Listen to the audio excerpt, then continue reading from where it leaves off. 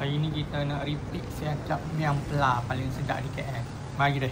Ni siakap miam pla. Okey, yang ni ramai orang order kat sini dah. Ini antara menu yang best seller dekat kedai kita orang. Dalam ni kita ada ikan siakap, Okey. laksa Thailand, Baik. ada sos kacang, sos hijau, sos merah, Okey.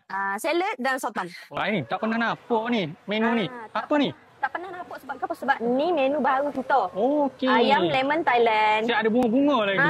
Meriah ke? Oh, Kita lagi. pakai juga chicken chop. Chicken chop. Ayam dia besar-besar. Macam ni berapa satu set ni? Kalau untuk harga chicken chop ni RM17. Okey. Lepas tu harga untuk ayam lemon pula Okey. RM15. 15 saja. Ya. Ini pun dah banyak boleh makan 3-4 Ya. orang ni.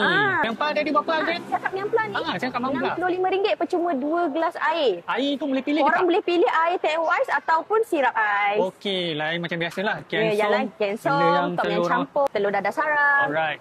Semua ni kat mana nak cari ni? Semua menu ni korang boleh datang ke Patani Tom yang 1, Batu 5, Jalan Gombak. Waktu operasi? Waktu operasi kita pukul 4.30 petang sampai 1.30 pagi untuk hari Jumaat, Sabtu, Ahad dan Isnin. Okey. Untuk hari Selasa, Rabu dan Khamis, kita orang buka pukul 4.30 petang sampai 12.30 malam. Orang 25, 100 memang cukup lah makanan. Cukup, memang cukup. Puas memang hati. kenyang, puas Portion hati. pun banyak kan? Ya, portion banyak. Portion kita satu mangkuk. Okay, contohlah. Okay. Tom yang seafood ni, satu mangkuk ni boleh makan 2 ke 3 orang. Alright. Dia bukan sampah semata. Memang Bukan dia isi sampah kan? semata. Ada isi ya. Okey. Tengok Puas isi makan dulu. Puas. Masya Allah. Ini tom yang campur. Ini tom yang campur. Alright.